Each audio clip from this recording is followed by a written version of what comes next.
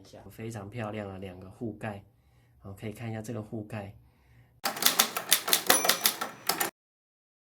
今天要跟各位介绍一部1926年民国15年时候生产的打字机，叫做 Remington Portable。Remington 原本是制作步枪的一个公司，到现在它还在制作步枪哦。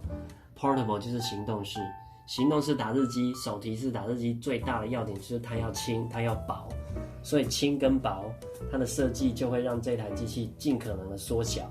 好，所以它有一个非常特别的设计，把这个升降头可以看一下，这样就升起来，升起来的时候才可以打。然后为了要缩小它的体积，所以它原本是降低的，所以它看起来会很轻薄短小。好，可以看一下这一部漂亮的外观。这一部的特色，我这一部是特别的亮，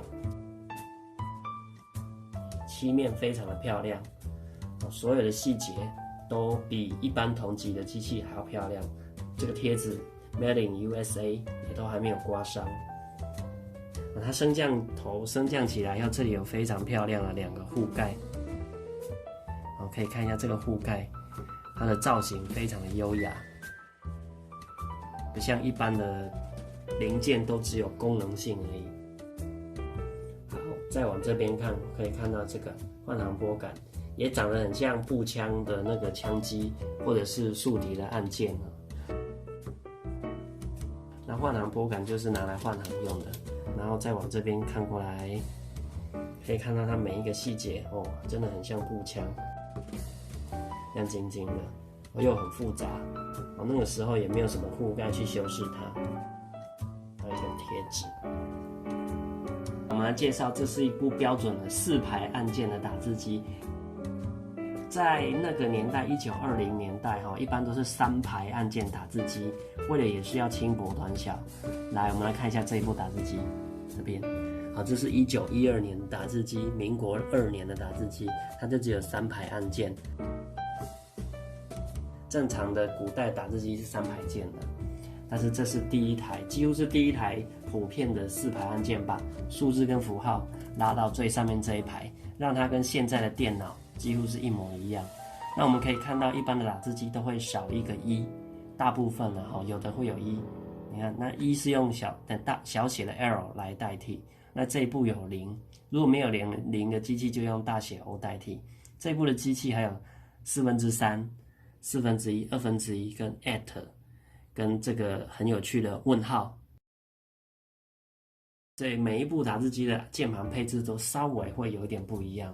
好啦，测试一部打字机大概10台里面有2台打字机能够成功的静止，就很阿弥陀佛了。一般打字机通常都无法很顺利的静止，或者是静止会歪一边，不要气馁，很常见。可是这一部我们来试看看，它在5年就100岁了，我们来看看它静止是不是平整顺畅。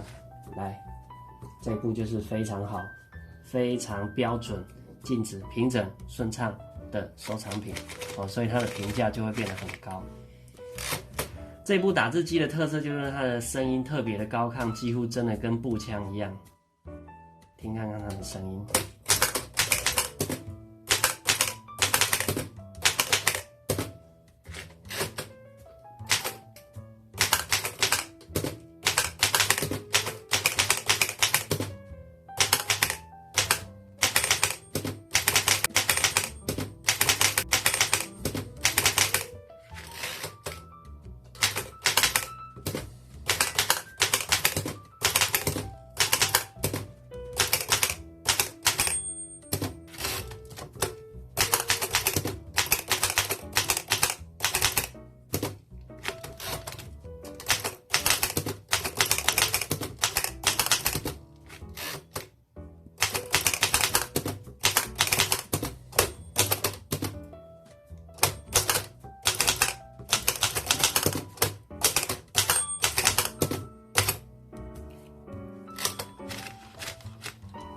我们来看一下它的字体，它的字体到现在还是非常的清晰，即使已经过了100年。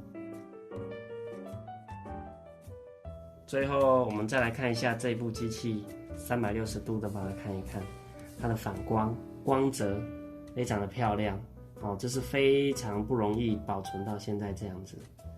因为一般的机器都没有办法到这么的 shiny， 这么漂亮哦。那它的镜子的完整度也是100%，100分的完整度。它的所有的功能也完全的正常。那色带不用担心，现在都还买得到。那这一部的色带盘呢，还是原厂的色带盘，金属色带盘，哦，所以非常的漂亮。一般都已经变成塑胶色带盘，但是这一部还是金属的。非常的珍贵啊！好，这部1926年的 Remington Portable 打字机，它的使用说明就跟大家介绍到这里，谢谢。